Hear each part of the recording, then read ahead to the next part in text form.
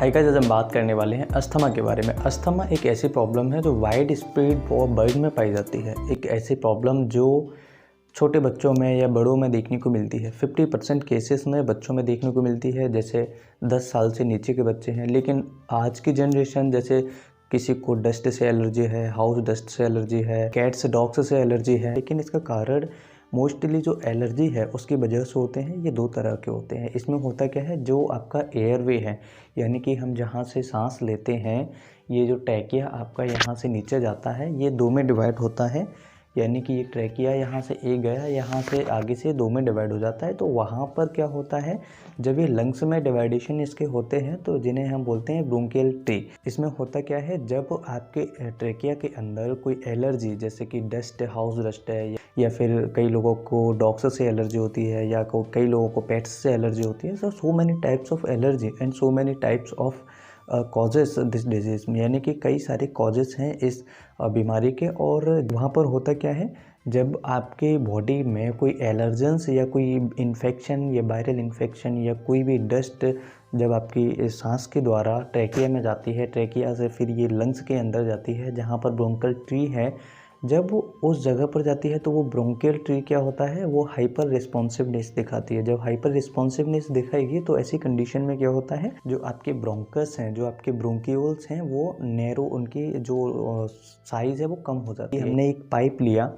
Pipe हमारा अभी एक साइज़ में है, और अगर हम उसको छेड़ेंगे तो उसका साइज़ कभी बढ़ जाएगा या कभी कम हो जाएगा। तो जो अस्थमा में होता यही है कि जो आपका साइज़ है एयरवे का, जो आपका जिस नली से आप सांस ले रहे हैं, उस नली का जो एयरवे है वो थोड़ा सकरा हो जाता है, संकीर्ण हो जाता है, जिसे हम कहते हैं नैरोइंग।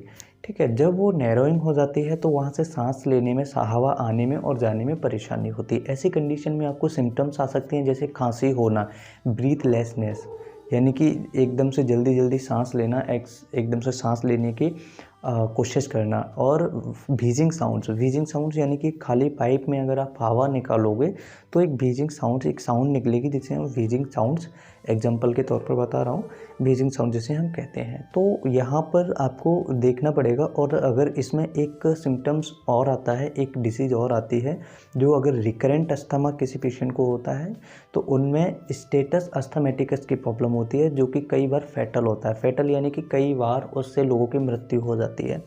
अगर हम बात करें इनके टाइप्स की, तो एक होता है एक्सट्रिंसिक अस्थमा और एक होता है इंट्रिंसिक अस्थमा। इसमें क्या होता है, एक्सट्रिंसिक में क्या होता है, इसमें कोई ऐसा कारण है, जैसे किसी को हाउस डस्ट से एलर्जी है, किसी को, यानी किसी चीज़ से एलर्जी होना, या फिर किसी मरीज को फैमिली हिस्ट्री होना, उनके घर में किसी को था, या उनके चाचा ताऊ में किसी को था, मम्मी पापा को किसी को था।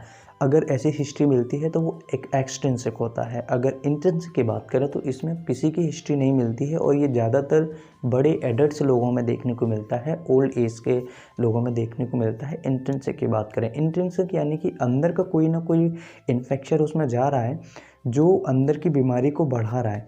ठीक है, तो इसे हम कहते हैं इंट्रिंसिक। अगर हम बात करें कि इसमें टेस्ट जो होते हैं इंट्रिंसिक में, तो आपके IgE जो एक एंटीबॉडीज़ होती है हमारी, या जो इसके रिस्पॉन्स होते हैं वो हमें नॉर्मल देखने को मिलेंगे। और अगर स्किन टेस्ट की बात करें तो स्किन टेस्ट भी इसमें नॉर्मल देखने को मिलेगा इंट्रिंसिक में।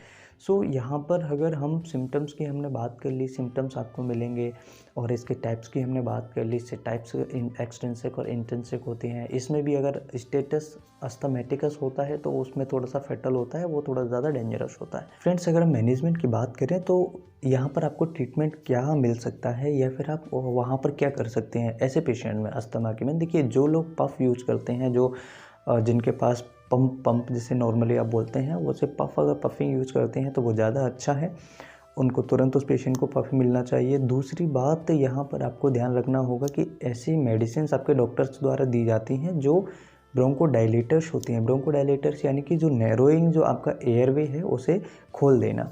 ठीक है, इसके अलावा जैसे कि लाइक बुडेसोनाइड वगैरह मेडिसिन्स हैं, या फिर ग्लूकोकॉर्टिकोस्टेरॉइड्स मेडिसिन्स हैं, इस तरह की मेडिसिन्स आपको डॉक्टर के द्वारा दी जा सकती हैं। डॉक्टर्स के द्वारा जो मेडिसिन्स दी गई हैं, उन मेडिसिन्स का आपको प्रॉपर तरीके से यूज करना चाहिए, यानी कि प्रॉपर तरीके से टाइम टू टाइम खाना चाहिए, जिसकी वजह से ये परेशानी से आपको छुटकारा मिल सकता है।